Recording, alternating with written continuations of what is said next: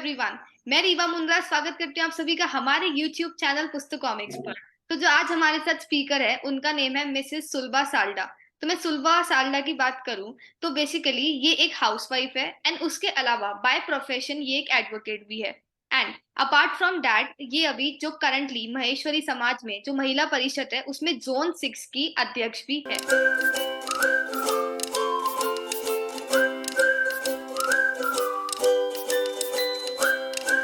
Ma'am we welcome you to our channel Pustak comics. Thank you Riva. हाँ, तो ma'am मेरा first question आपसे यही रहेगा कि लाइक हमको जैसे पता चला कि आपने जो आपका एडवोकेट की स्टडीज है वो पूरी शादी के बाद करी थी। तो क्या बिल्कुल। मोटिवेट करा आपको कि आपने शादी के बाद पढ़ने का सोचा? एक्चुअली कुछ करने का सपना तो मेरा शुरू से ही था। और जैसे मेरे पीएसआई भी पढ़ाई का पूरा माहौल था, मेरे फादर लेक्चरर थे, तो ये सब तो मुझे एक्चुअली शुरू से ही मतलब माहौल देखने को मिल रहा था। लेकिन कुछ कारण से मेरी शादी जल्दी हो गई, मतलब मैं 20 साल की थी तब मेरी शादी हो गई, तो मुझे अपॉर्च्युनिटी मतलब कर नहीं पाई फुलफिल। तो मैं जब शादी होके ससुराल आई, तो ससुराल आने के बाद जैसे मेरे ससुर जी हालाँकि खुद कम पढ़े लिखे थे, लेकिन पढ़ाई को वो बहुत प्रेफ़र करते थे। और मेरे हस्बैंड जो कि चार्टर्ड अकाउंटेंट हैं, तो मुझे यहाँ ऐसा माहौल मिला, तो जो मेरा सपना था कि मुझे आगे पढ़ना है, तो ससुराल आके मुझे वो पूरा माहौल मिला। तो फिर मैंने उस पढ़ाई की, मैंने कहा जो मैं कर नहीं पाई, तो ससुराल आके मैंने फिर एलएलबी करी, एडवोकेट में बनी।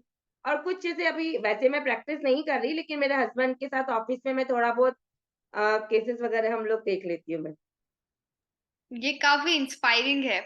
और उसके अलावा मेरा नेक्स्ट क्वेश्चन आपके साथ ये रहेगा कि घर को मैनेज करना एंड स्टडीज को मैनेज करना ये कैसे बैलेंस बनाया आपने? बिल्कुल सही कहा रेवा आपने। एक्चुअली घर और स्टडी दोनों को बैलेंस करना थोड़ा मुश्किल काम है, लेकिन ऐसा भी नहीं है कि वो इम्पॉसिबल है।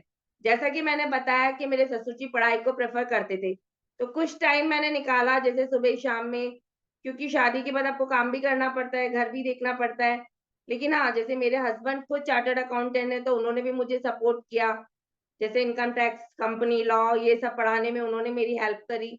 तो मतलब मुझे ऐसा लगा नहीं कि मैं ससुराल में शादी बाद पढ़ने में मुझे कुछ दिक्कत आई, क्योंकि माहौल थोड़ा मुझे ऐसा मिला। ससुर जी खुद कम पढ़े लिखे होने के बावजूद भी उन्होंने, जैसे मेरे हस्बैंड को भी उन्होंने सीए करवाया। फिर जब मैं आई, उन्हें पता लगा कि मेरी आगे पढ़ने की बहुत इच्छा है, तो उन्होंने मुझे मोटिवेट किया कि तुम आगे पढ़ो।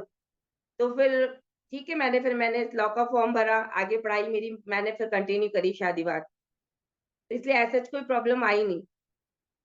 ओके, सो नेक्स्ट ये रहेगा कि लाइक सब बोलते हैं कि शादी के बाद जो है लाइफ एकदम अलग हो जाती है, चेंज हो जाती है, स्पेशली एक फीमेल साइड की। तो उस पे आपकी क्या राय है?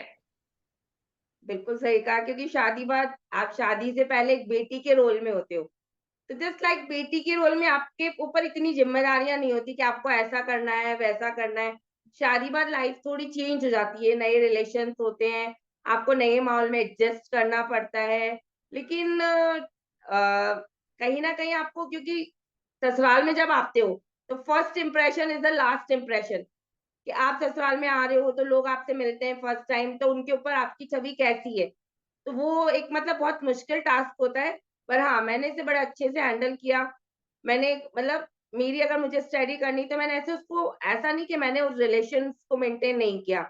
मैंने रिलेशन भी मेंटेन किया, अपनी स्टडी भी कंटिन्यू रखी, परिवार को भी देखा और मतलब ससुराल में सबसे अच्छे से बिहेव किया। उसी का रीज़न था कि ससुराल में मुझे सबने इतना मान-सम्मान दिया।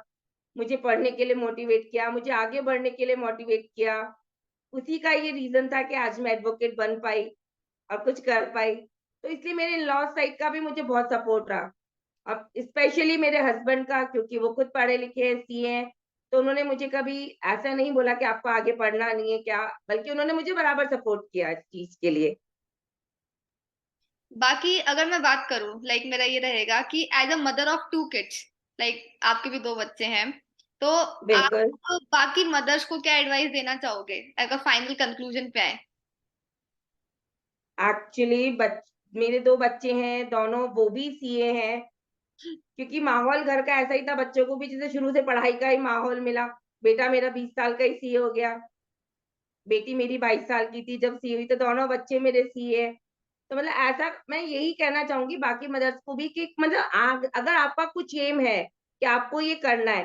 तो कुछ भी चीज़ मुश्किल नहीं है, बस थोड़े हमें उसमें एफर्ट्स डालने पड़ते हैं। तो ऐसा कुछ भी नहीं है कि आप शादी बाद पढ़ाई नहीं कर सकती, कि अगर आपकी इच्छा है, तो आप सब कुछ कर सकते हैं। एवरीथिंग आप मतलब ऐसा कुछ नहीं है कि बस थोड़ा-सा ये है कि हमें सबका सपोर्ट भी मिले, क्योंकि हमारी इच्छा के साथ-साथ लोगों का सपोर्ट मिलना भी ज़रूरी है।